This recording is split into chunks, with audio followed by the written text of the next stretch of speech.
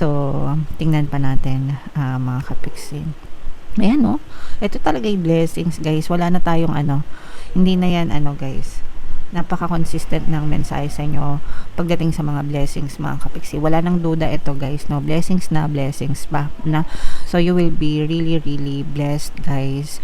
Ngayong first quarter pa lang ng 2026, no? Sinabi ko naman sa inyo, talagang bubuhos yung mga biyaya sa inyo and talagang ma-harvest nyo itong mga matatamis na bunga na ito, mga kapiksi. So, blessings times 2, no?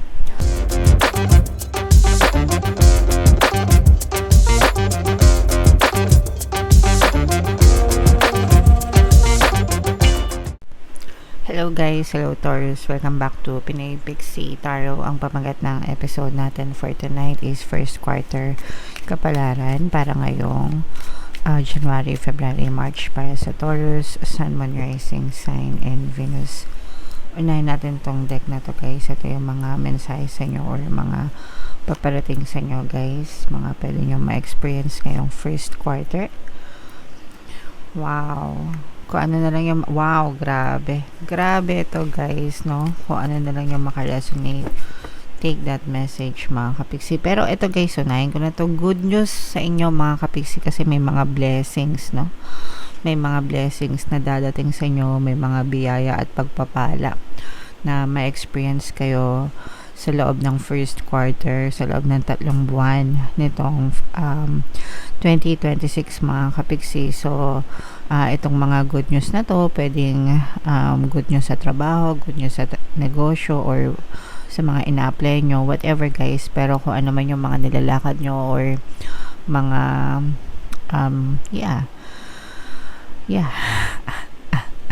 makakatanggap kayo ng mga magagandang balita, magagandang update, and parang mas lalo kayong maeengganyo. Parang magiging source of courage nyo ito, lalo kayong mai-inspire, mga kapiksi. And maaring magdala ito ng mga magagandang blessings, pagpapala, kasaganaan, no? So ito, guys, kailangan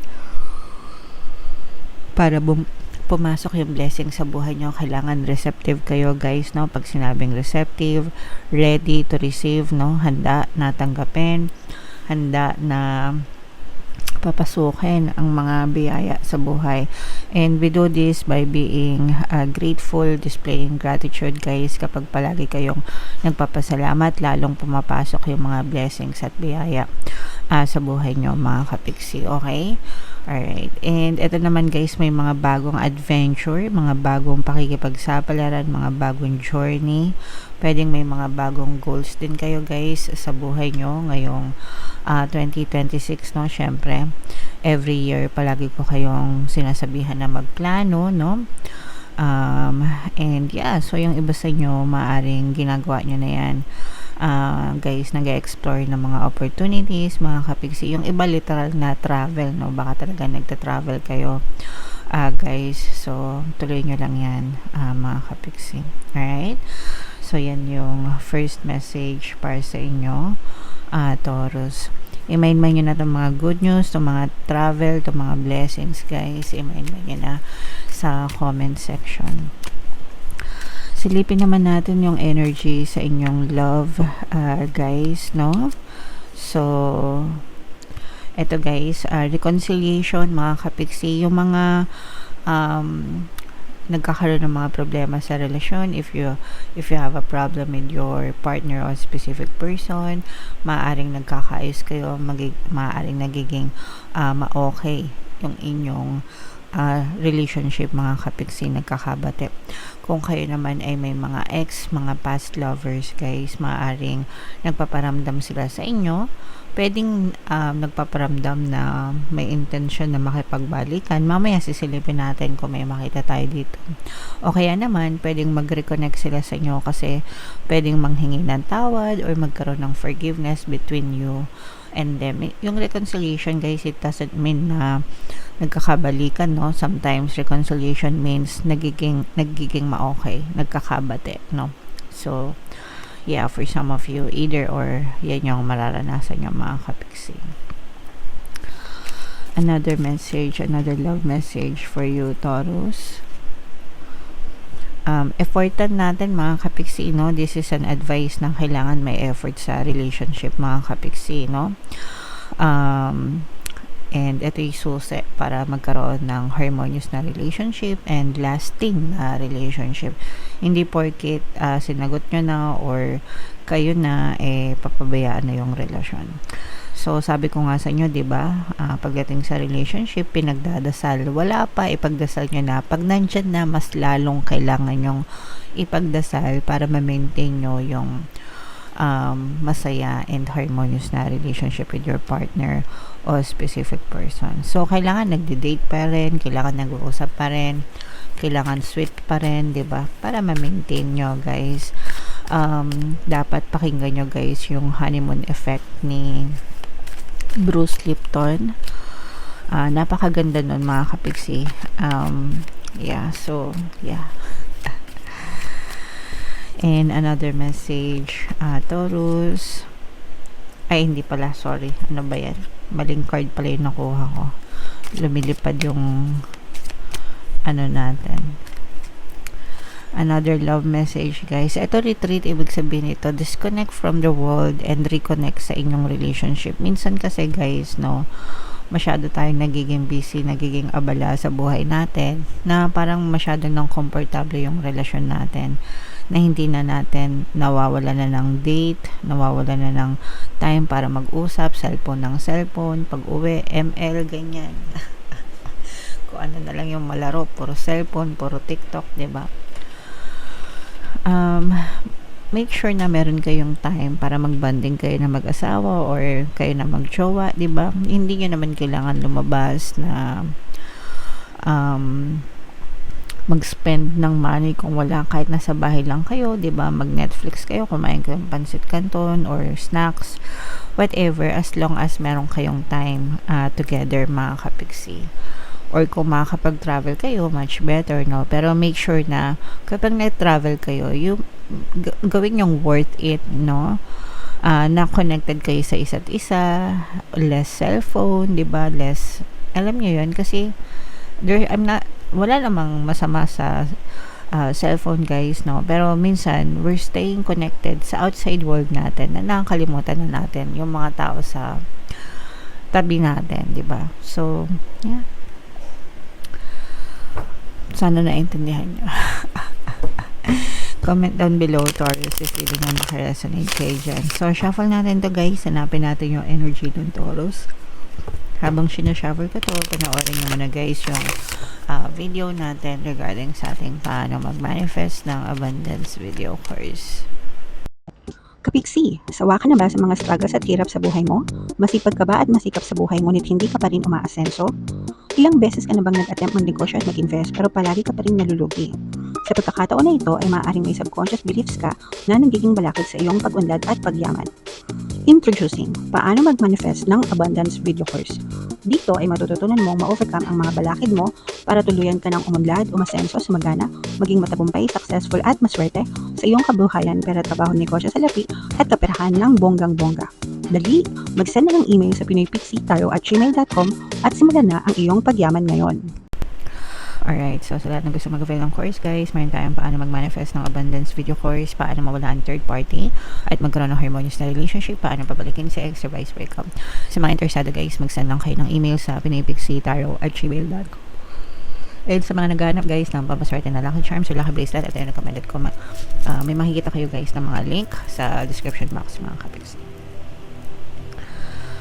So, Taurus, kayo ay represent ng Queen of Pentacles. Meron tayong presence dito ng fire sign, Aries, Leo, Sagittarius. For some of you, maaaring may fire element kayo sa inyong natal chart, mga kapiksi, or you may be dealing with another fire sign. So, eto, guys, unahin muna natin itong negative.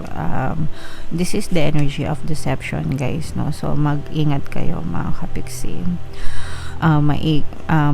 Yung iba sa inyo, guys, maaring ma-backstab kayo, ma-traidor, no? Mga traidor.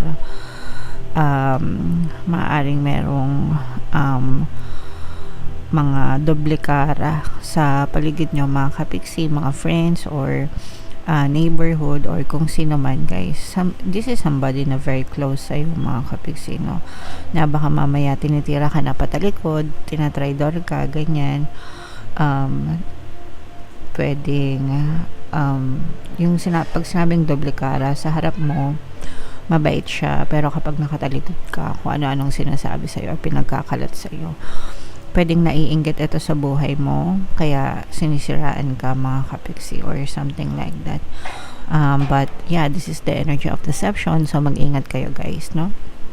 Mag-ingat sa mga pinagkakatiwalaan, and mag-ingat din kayo sa mga transactions nyo mga kapiksi, para maiwas kayo sa mga scam or mga manloloko. Okay? Alright. Ito guys, yung mga sinasabi nating mga blessings sa inyo, no, talagang uulan, bubuhos ng biyaya sa inyo guys, no, kung mapapansin nyo, ayan, bumubuhos yung biyaya, yung mga blessings sa buhay nyo mga kapiksi. And bukod sa bumubuhos yung biyaya, yung iba sa inyo talagang mapipitas nyo na yung mga matatamis na bunga ng effort nyo last year, no? Kung kayo ay may mga in-effortan last year, may mga tinrabaho kayo, may mga nilakad kayo mga kapiksi, no? Talagang magbubunga yan ng matamis sa loob ng 3 buwan mga kapiksi, and mga harvest nyo yan, no? Ito yung magdadala ng mga matatamis at mayayabong na bunga sa inyo guys. Okay, so i-mind nyo na to sa comment section mga kapiksi. Blessings, pagpapala, kasaganaan, pag-ulan ng biyaya, mga matatamis na bunga, and may chance din dahil sa mga blessings or sa mga biyaya na natatamasa nyo guys, may chance din na lalo talagang umunlad yung mabong, no? Nararamdaman natin yung pagyabong ng inyong kabuhayan, pag-unlad, pag-asenso, mga kapiksi, as in guys, no, first quarter pa lang ng 2026 nararamdaman nyo na agad na yung magandang daloy ng blessings at biyaya. Ibangga nyo ito guys dun sa inyong annual reading, no, yung 2026 kapalaran, mga kapiksi. Okay, so panoorin nyo din yun para maibangga nyo yung mensahe guys. Okay, alright, so i-mind nyo yung mga blessings at pag-angat na yan. These are brand new beginnings then guys. Yung iba sa inyo maaaring may sisimulan, maaari ito yung good news, no? Kasi yung iba sa inyo pwedeng sabi ko nga kanina, di ba, baka meron kayong mga nilalakad, makakatanggap na kayo ng mga update mga kapiksi. So itong mga nilalakad nyo ito, kapag natanggap nyo na yung magandang balita, parang ito na yung hudyat ng bagong simula nyo. So pwedeng sa investment or sa negosyo or something that you really love to do, mga kapiksi. So nakikita natin na brand new beginning din ito para sa inyo. And pwedeng dahil dito sa mga brand new beginnings na to, maaaring magdala pa nga ito guys ng more blessings sa inyo mga kapiksi. Okay, pero nararamdaman ko dito guys is yung dedication, hard work, no, at saka help, tulong from other people, mga kapiksi. Kumbaga hindi kayo nag-iisa, at saka yung support system pala guys, no, maraming mga tao yung magsusuporta sa iyo dito sa journey mo na to, and magiging bahagi din sila ng blessings nyo mga kapiksi. Okay, alright, so what else? Tingnan pa natin. Ano ba yan? Nalilito na ako sa mga cards. So tingnan pa natin, mga kapiksi. Ayan, no, ito talaga yung blessings guys. Wala na tayong hindi na yan guys, napaka-consistent ng mensahe sa inyo pagdating sa mga blessings mga kapiksi. Wala nang duda ito guys, no, blessings na blessings pa na. So you will be really blessed guys ngayong first quarter pa lang ng 2026, no. Sinabi ko naman sa inyo, talagang bubuhos yung mga biyaya sa inyo, and talagang ma-harvest nyo itong mga matatamis na bunga na ito mga kapiksi. So blessings times 2, no. Tanggapin nyo guys, no, saluhin nyo ng mabuti itong mga biyaya na to, kasi talagang super blessed kayo ngayong first quarter ng 2026, mga kapiksi. Meron din kayo mga mamamanifest guys, no, mga dasal na namamanifest, makakita kayo ng mga movement mga kapiksi, And dahil nga sa mga blessings na to guys, maaaring maging susi rin ito para makarecover kayo, especially if may mga losses kayo. Ito guys, nararamdaman natin na mas magiging palaban kayo ngayong first quarter, and parang hindi kayo tatanggap ng failure or pagkatalo. So this is never giving up guys, no? Walang susuko, hindi susuko. Alam nyo ba yung Muro Amin na pelikula? Sa mga kapanahonan ko, hindi ko makalimutan yung line doon, no? Walang uuwi hanggang walang nahuhuling isda, or walang magpapahinga hanggang walang nahuhuling isda. So ibig sabihin nun, walang magpapahinga, walang susuko, no? Walang susuko hanggang hindi nyo na-achieve yung goal nyo, mga kapiksi. So ganun yung type of energy nyo as in first quarter pa lang ng 2026 guys. Okay, so napakaganda, napaka-positive na reading, Taurus. Comment down below if naka-resonate kayo. I-mind nyo na lahat ng blessings, pagpapalag, good news, no? Lahat ng mga magaganda dito guys, i-mind nyo na sa comment section. Ito yung ating 2026 kapalaran guys. Ito naman yung ating success stories ng paano mag-manifest ng abundance video course. Click here to subscribe guys. Thank you for liking, sharing, and subscribing. See you next time. I love you all. Have a nice day. Bye-bye.